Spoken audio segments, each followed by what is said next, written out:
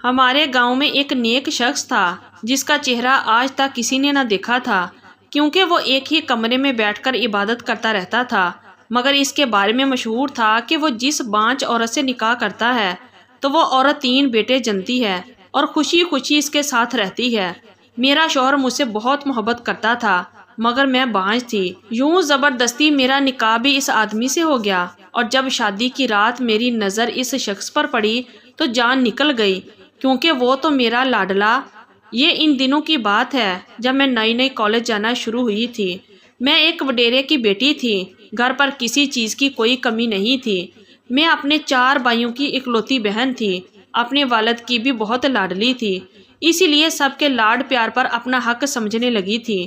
جو چیز مجھے اچھی لگتی تھی مجھے لگتا تھا یہ میری ہی ہے، چاہے وہ کتنی ہی قیمتی کیوں نہ ہو۔ میرے بابا مجھے وہ ضرور خرید کر دیتے تھے۔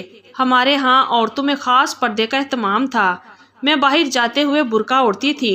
ہمارے خاندان میں تو لڑکیوں کو تعلیم دلوانے کا بھی رواج نہیں تھا، لیکن اب تک کی اجازت مجھے بابا سے اس لیے مل گئی تھی کہ میں سب سے لاڈلی تھی۔ مسئلہ اب یہ تھا کہ بابا کا وفادار ڈرائیور کافی بیمار ہو گیا تھا، اور اس کے علاوہ بابا مجھے کالج لانے اور لے جانے کے لیے کسی اور پر بھروسہ نہیں کرتے تھے۔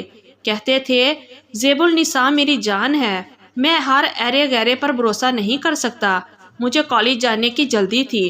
پہلی بار اپنے خاندان میں کالج جا رہی تھی، لیکن برا یہ ہوا کہ ڈرائیور بیمار ہو گیا۔ اس ڈرائیور نے اپنے بیٹے کو گاڑی چلانے کے لیے بھیج دیا۔ بابا تو پہلے مان نہیں رہے تھے، لیکن ڈرائیور نے کہا کہ میرا بیٹا ہے، بے فکر رہیں، آنکھ اٹھا کر نہیں دیکھے گا بی بی صاحبہ کو۔ بابا سائیں نے ڈرائیور کو سخت نظروں سے دیکھ کر کہا کہ سوچ لو غفار، میری بیٹی میری جان ہے، اگر کسی نے آنکھ اٹھانے کی کوشش بھی کی تو تم انجام سے واقف ہو۔ لیکن وہ شخص بیماری کی وجہ سے نقاہت کا شکار تھا۔ کانپتے ہاتھ جوڑ کر بولا کہ شکایت نہیں ملے گی۔ پھر میں اس ڈرائیور کے بیٹے کے ساتھ جانے لگی۔ صاف ستھری شلوار قمیض پہنے وہ نظریں جھکائے بس گاڑی چلانے پر ہی توجہ دیتا تھا۔ گاڑی سے شہر کا راستہ 1 گھنٹے کا تھا۔ 1 گھنٹہ مجھے چپ ہی بیٹھنا پڑتا تھا۔ اگر ڈرائیور خود ہوتا تو اسے بات کرتی رہتی تھی، کیونکہ وہ کافی عمر رسیدہ تھا۔ بچپن سے میں اسی کے ساتھ جاتی تھی، مجھے بیٹیوں کی طرح جانتا تھا، اسی لیے میں بے تکلفی سے بات کر لیتی تھی۔ دیکھنے میں وہ لڑکا کہیں سے ڈرائیور کا بیٹا نہیں لگتا تھا، خاصا سمارٹ اور خوبصورت تھا، لیکن تھا تو ڈرائیور کا بیٹا۔ ان پڑھ گوار تھا۔ میں نے کچھ خاص توجہ نہیں دی۔ ہوش تو میرے اس دن اڑے جب بابا کے مخالفین نے ہماری گاڑی پر حملہ کر دیا۔ ان کا مقصد مجھے اغوا کرنا تھا۔ وہ 4 مسلح افراد تھے جو بندوق تانے ہوئے تھے۔ یہ دیکھ کر میری جان ہی نکل گئی تھی۔ اس لڑکے نے اپنی پسٹل نکالی اور ان لوگوں پر فائرنگ کر دی۔ 4 گارڈ زخمی ہو چکے تھے۔ اس کا نشانہ بہت پکا تھا، ایک بھی گولی خالی نہیں گئی تھی، لیکن اسی ہنگامہ آرائی سے میں بری طرح سے ڈر گئی تھی، گھبرا گئی تھی، سہمی سی گاڑی کے پیچھے بیٹھی تھی۔ اب وہ گاڑی بہت تیز رفتاری سے چلا رہا تھا۔ جب ہم لوگ بہت دور نکل گئے تب اس نے مجھے پہلی بار مخاطب کیا۔ کہنے لگا بی بی صاحبہ آپ ٹھیک سے بیٹھ جائیں، اب کوئی خطرہ نہیں ہے۔ میں ابھی بھی بدحواس تھی، لیکن میری نظر اس کے بازو پر پڑی تو میری جان ہی نکل گئی۔ اس کے بازو سے خون بہہ رہا تھا، اس کے بازو پر گولی لگ گئی تھی۔ یہ دیکھ کر تو میرے ہوش اڑ گئے۔ میں نے اسے کہا کہ سیدھا ہاسپٹل چلیں، لیکن وہ کہنے لگا کہ پہلے وہ مجھے باحفاظت میرے گھر پہنچا دے، اس کے بعد جائے گا۔ مجھے اس کی بات عجیب سی لگی۔ میں نے کہا تم مر بھی سکتے ہو، پہلے ہسپتال چلو، لیکن وہ نہیں مانا۔ مجھے میرے محل میں اتارا۔ بابا مجھے ٹھیک دیکھ کر پرسکون ہوئے۔ پھر اس لڑکے کے ساتھ کسی دوسرے ملازم کو بھیجا۔ مجھ پر حملہ ہوا تھا، یہ بات بابا جان چکے تھے۔ اس لڑکے نے اپنی جان پر کھیل کر مجھے بچایا تھا۔ میرے دل میں اس کے لیے نرم گوشہ سا پیدا ہونے لگا۔ 4 دن کے آرام کے بعد وہ اپنی ڈیوٹی پر پہنچ گیا۔ بابا کو اس کی نمک حلالی سے بہت خوشی ہوئی تھی۔ اسے بابا نے اچھی خاصی رقم انعام کے طور پر دی تھی، لیکن اس نے واپس کر دی۔ کہنے لگا کہ یہ میرا فرض ہے صاحب، گولی بازو کے بجائے سینے پر بھی لگ جاتی تو آپ کی بیٹی کو باحفاظت گھر تک ضرور پہنچاتا۔ اس کی باتیں میرے دل کو چھونے لگی تھی۔ پھر ایک اور انکشاف اس کے بارے میں یہ کھلا کہ وہ یونیورسٹی میں پڑھتا ہے، اچھی نوکری کر کے اپنے حالات بدلنا چاہتا ہے۔ ڈرائیور کی نوکری اس کی عارضی ہے، اپنے والد کی بیماری کی وجہ سے کر رہا ہے۔ میرا دل جتنا اس کے بارے میں جانتا، میرا دل اس کی طرف مائل ہونے لگتا۔ وہ نظریں اٹھا کر مجھے دیکھتا تک نہیں تھا۔ اب میں نے اپنا نقاب ہٹا دیا۔ گرمیاں اپنے عروج پر تھی، حالانکہ گاڑی کا اے سی چل رہا تھا، لیکن میں نے دناستہ اپنا چہرہ بے حجاب کیا تھا تاکہ وہ مجھے دیکھے، لیکن اس کی نظر صرف باہر کی جانب تھی۔ اب مجھے اس پر غصہ آنے لگا۔ میں نے اس سے کہا کہ اے سی تیز کرو، دیکھ نہیں رہے کتنی گرمی ہے، میرا دم گھٹ رہا ہے۔ مجھے لگا کہ شاید میری بات سن کر وہ میری طرف متوجہ ہو جائے، لیکن مجال ہے اس لڑکے نے مجھے دیکھا بھی ہو۔ بس نظریں جھکائے اے سی کی سپیڈ بڑھائی اور گاڑی کی بھی، جلدی سے مجھے میرے محل میں پہنچا دیا۔ مجھے اپنا بڑا سا محل نہ جانے کیوں قید خانہ لگنے لگا۔ میں دیکھنے میں بہت خوبصورت تھی، اتنی حسین کہ دیکھنے والا پلٹ کر دیکھتا تھا، لیکن وہ شخص تو جیسے پتھر کا بنا ہوا تھا۔ مجال ہے کہ ایک نظر بھی مجھ پر اٹھ جائے، لیکن میری راتوں کی نیندیں اڑ کر رہ گئی تھی۔ اس کی جھکی آنکھیں میرا سکھ چین مجھ سے چھین چکی تھی۔ میری بے بسی کا یہ عالم تھا کہ میں روز گاڑی میں اپنا نقاب اتار دیتی تھی۔ جب دل نے حد درجہ مجبور کیا تو ایک دن میں نے اسے کہہ دیا کہ اعظم، میں تم سے محبت کرتی ہوں۔ میری بات سن کر گاڑی کو بڑے زور کی بریک لگی تھی۔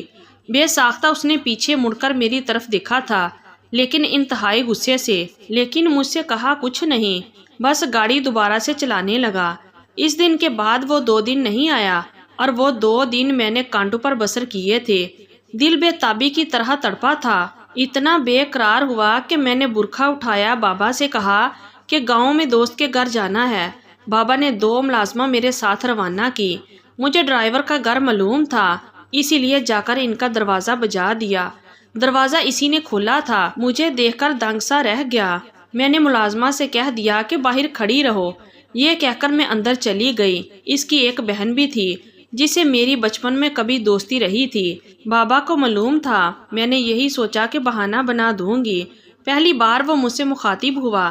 وہ سخت لہجے میں بولا، آپ یہاں کیوں آئی ہیں؟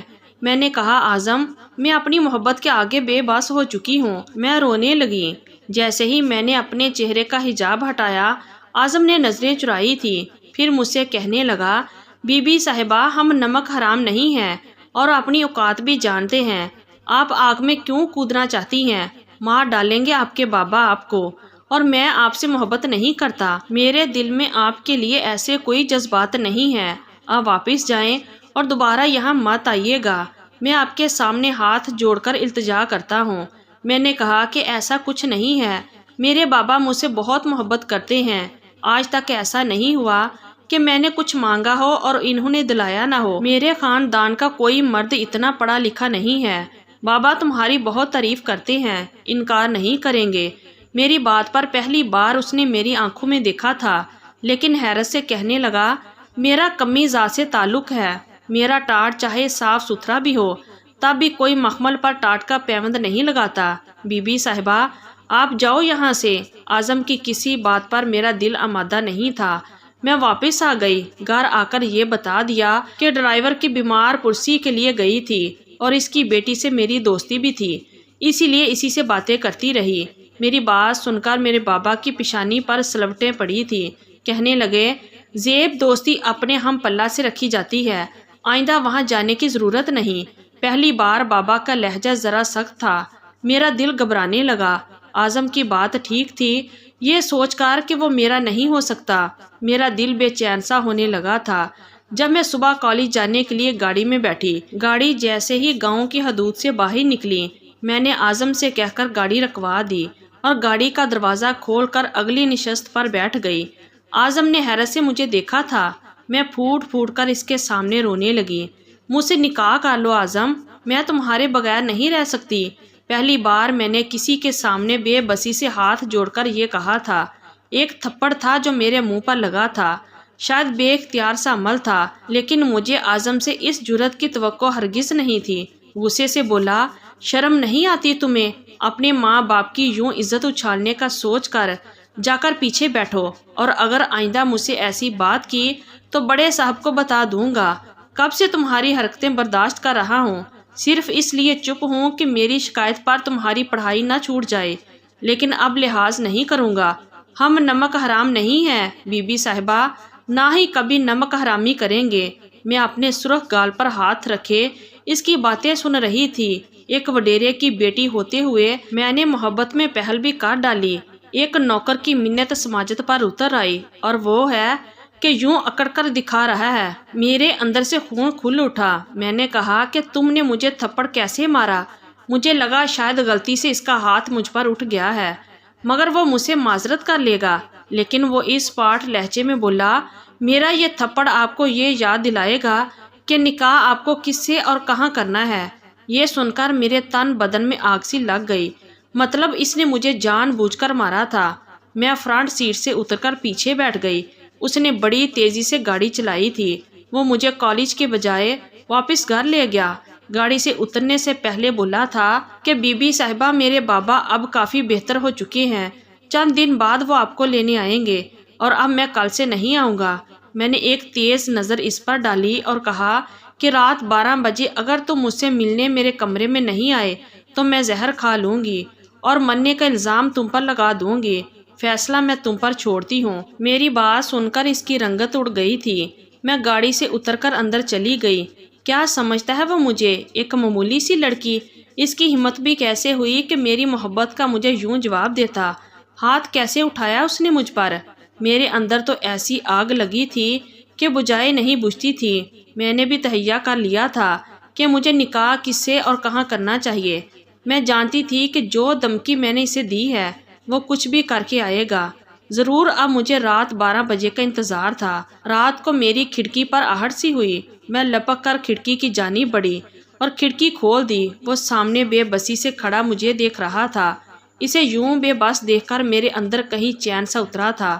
وہ اندر آ گیا، پھر مجھے سمجھانے لگا کہ جو میں کر رہی ہوں یہ سب غلط ہے، لیکن میں نے اس کی ایک نہ سنی اور اس کا ہاتھ پکڑ کر شور مچا دیا۔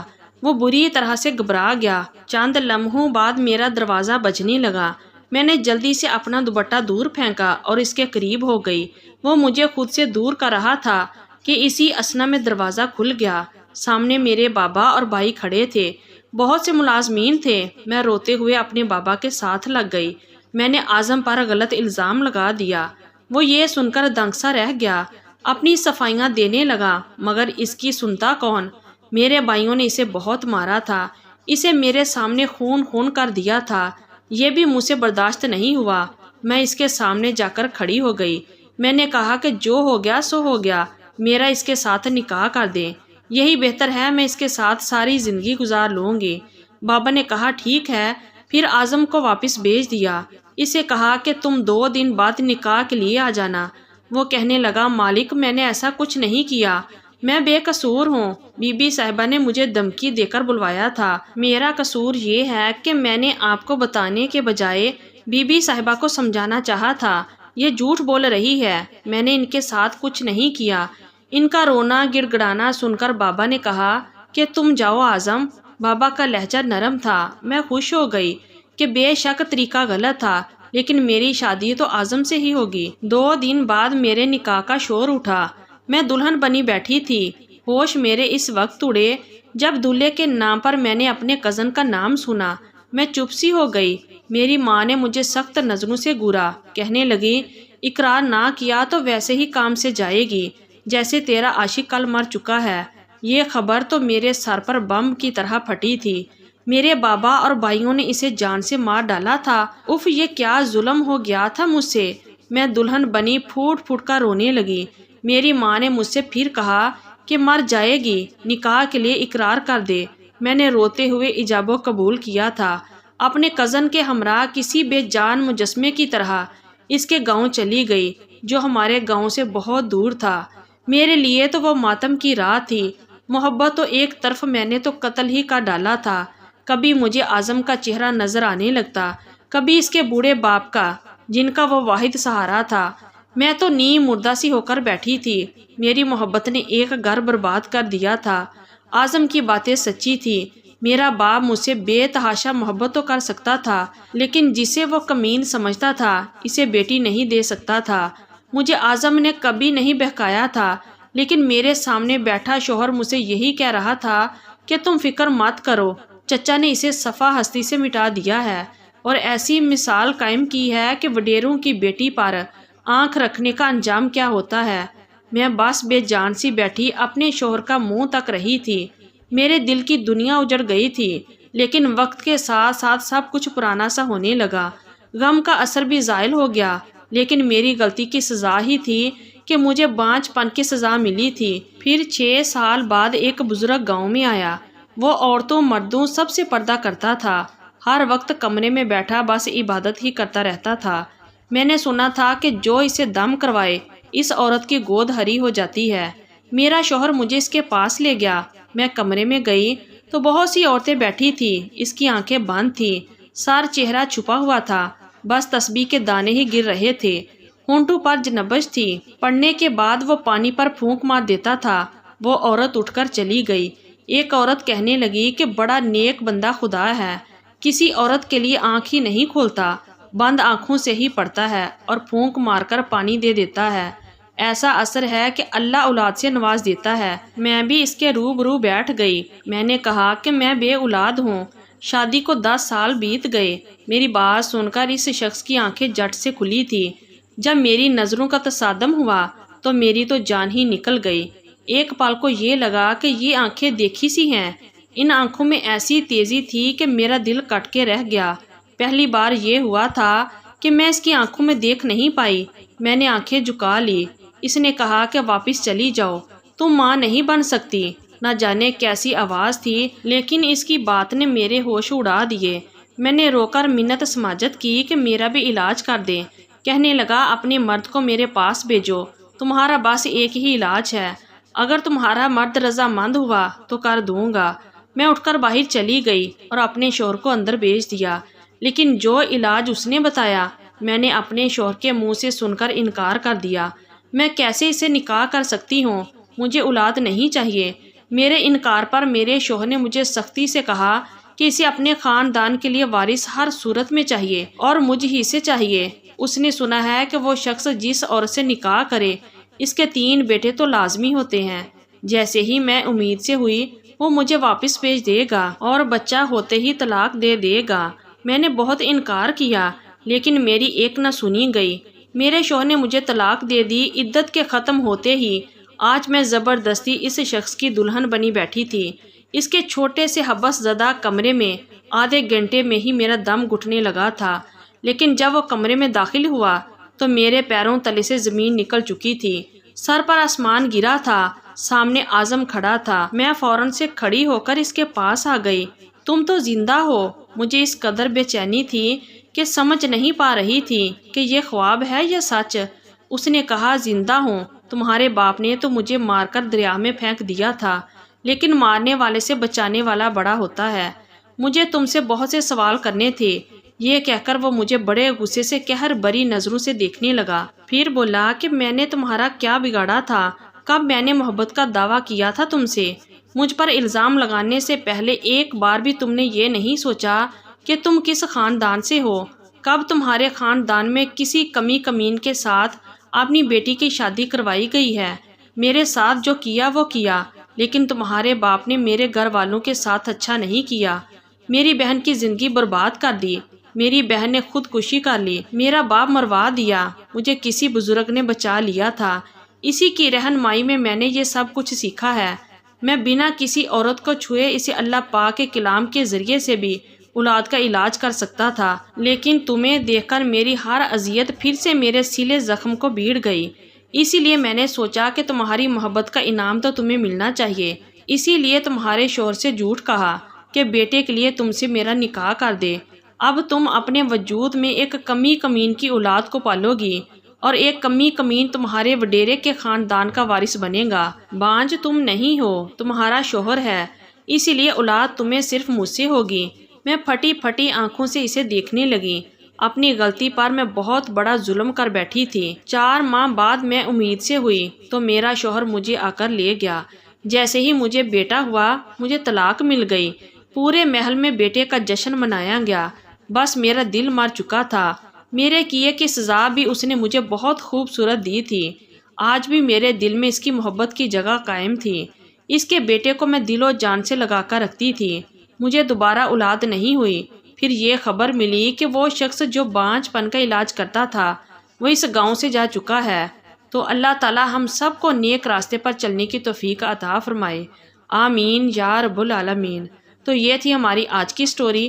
اگر آپ لوگوں کو اچھی لگی ہے تو پلیز ویڈیو کو لائک کیجیے اور ہمارے چینل کو بھی سبسکرائب کیجیے، اور کمنٹ باکس میں اپنی رائے کا اظہار ضرور کیجیے۔ شکریہ، اللہ حافظ۔